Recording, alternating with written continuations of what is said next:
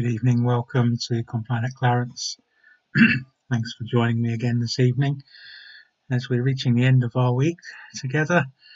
One more tonight and then tomorrow. Tonight I'd like us to once again use our imaginations to enter into a story from the Gospels. The story we're going to think about together is one that has always sparked off my imagination. The way it's told is almost an invitation for us to jump in and look around. It's called The Road to Emmaus. Two disciples of Jesus are leaving Jerusalem just after Jesus has been executed. The world has collapsed and it's all over. But a stranger joins them on the road who is about to change everything for them. So tonight, let's walk with these two disciples and let's allow their story to help us find words for our story, our experiences today. 15-20 minutes or so, time for silence, time for words, and everything in between as we finish our day together. So let's begin.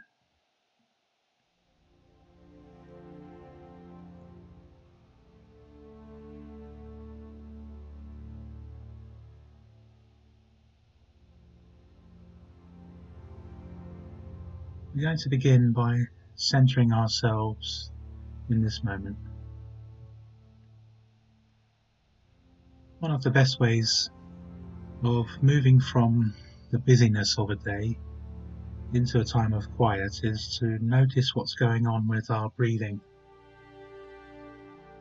So let me guide you through a very simple exercise to help us move from the busy mindset of the day to a quiet night.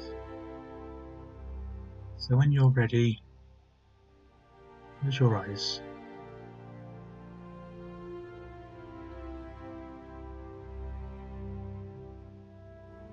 Begin to pay attention to your breathing.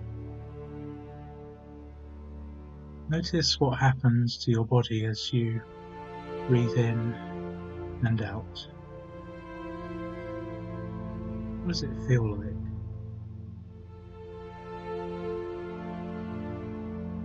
Is your breathing starting to slow down?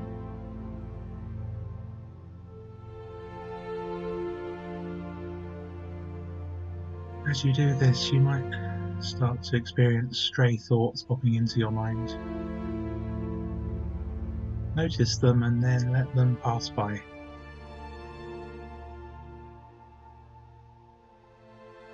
Experience the stage of a complete breath. Breathing in, pause, breathing out, pause. Feel the air entering your body.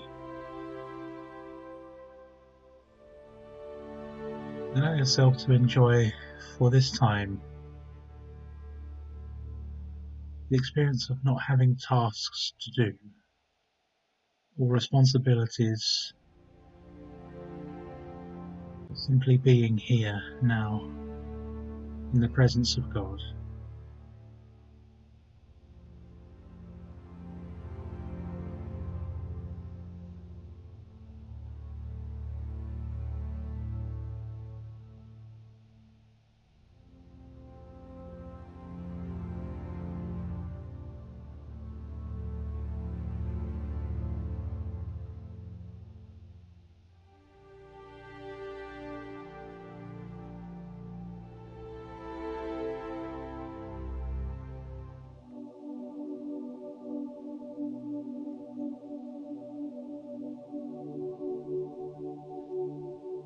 Imagine the journey away from Jerusalem that day was a painful one. We read in the story that two of Jesus' followers were going home. They were done. It had all been for nothing. As they walked along, they couldn't help but go over and over the story again and again. You know what that's like, I'm sure. Nothing changes each time you tell the story of a trauma. You can't help but retell it. What happened between each telling of that story? I imagine an uncomfortable silence fell between them. These Compline sessions we've enjoyed together have sometimes included times of silence, and I hope that they have been restorative for you, helpful. But silence isn't always golden. It can be painful. Silence can be the sign of some great trauma in life, an event that takes away even your words. The worst possible thing had happened to these disciples, and they assumed that life was now irredeemably broken.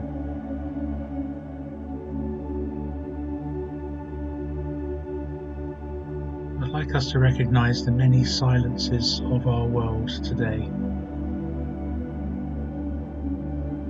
It might be your own, an experience which you are still struggling to understand, which you can't quite put words to. It might be someone you love. Often it's harder to see the suffering of others in our lives. It might be the many unspoken stories of pain and loss in our town, in our country, in our world. So let's sit silently and remember those who have no words for their sorrow.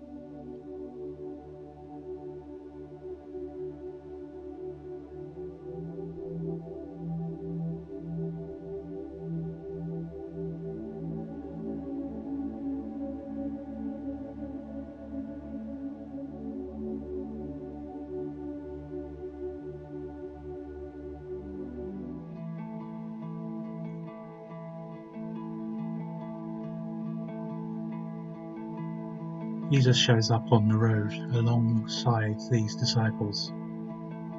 They don't recognize him. They're not expecting to see him, of course, since he had just been crucified in Jerusalem. As far as they know, he's a stranger who is about to ask some strange questions. It begins with this one. What are you discussing so intently as you walk along? You can tell by their reaction what the text says next. They stopped short, sadness written across their faces. Because everyone knows what's just happened, how could this stranger be so clueless? An interesting irony, since Jesus knew very well what's been happening. But he presses them again with these words. What things? Essentially, he's saying to them, tell me about it. And this is part of the story which I love. Jesus could have jumped out, revealed who he was, and made it all better, but he doesn't do that. He asks them to tell their story, to pour out their heartbreak, their sorrow, to break the silence and put words to their pain in his presence. They had hoped things would be different, but it all fell apart.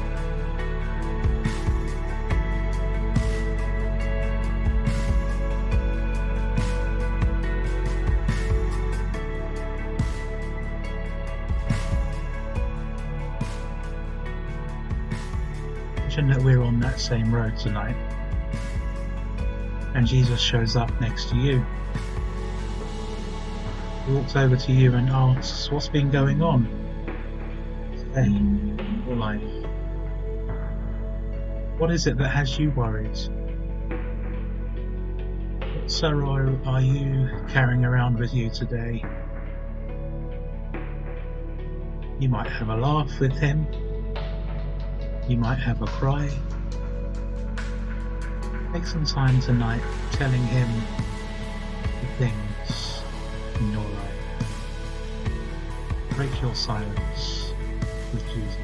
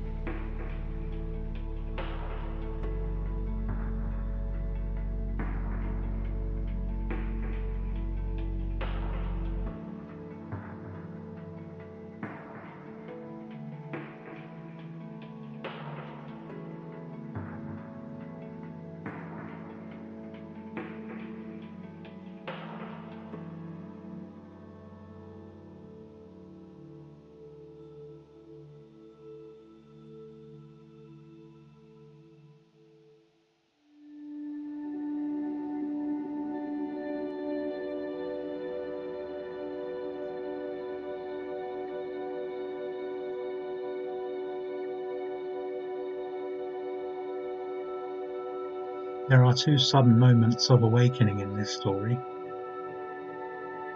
The first is when Jesus says these words, "You foolish people, you find it so hard to believe all that the prophets wrote in the scriptures." It sounds pretty harsh. You don't expect that from Jesus in that moment.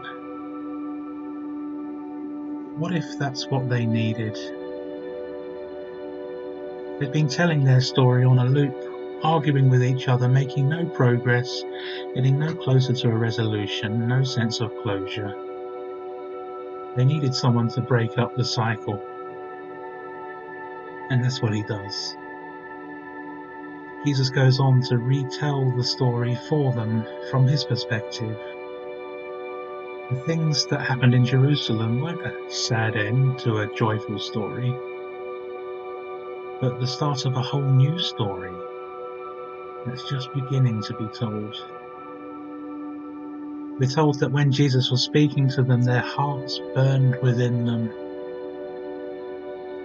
His words were stoking up a fire that had almost gone out.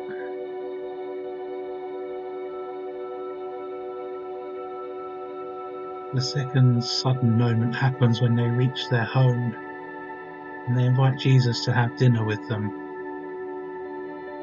When Jesus takes bread and he breaks it, their eyes are opened and they finally see who he is.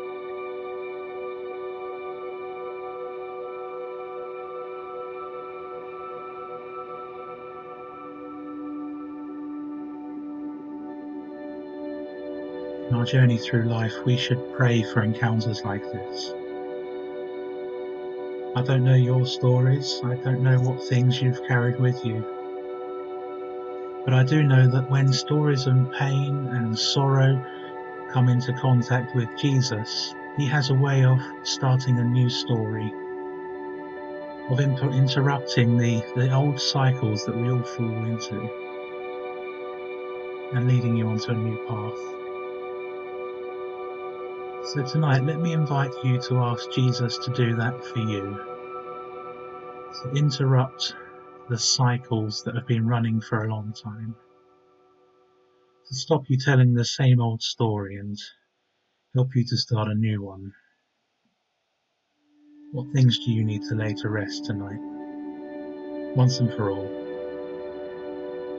tell him about it and ask him to give you a new vision, a new story for tomorrow.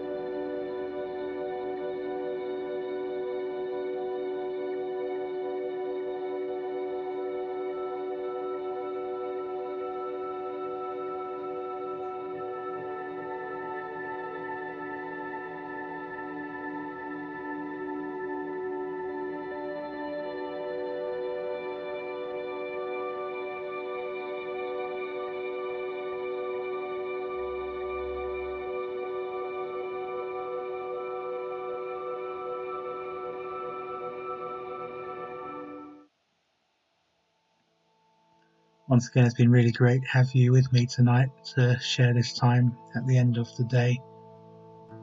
I hope this story has been a helpful one for you tonight. You can find it in Luke's Gospel if you're interested in reading it again for yourself and spending more time with it. I hope it's been a helpful way through maybe some of the cycles of pain that have been at work in your life. I invite you to pray this prayer with me and with each other, whoever's watching, as we end our time this evening. So let's pray. Save us, O Lord, while waking, and guard us while sleeping, that awake we may watch with Christ, and asleep we may rest in peace. The Lord bless us and watch over us. The Lord make his face shine upon us and be gracious to us.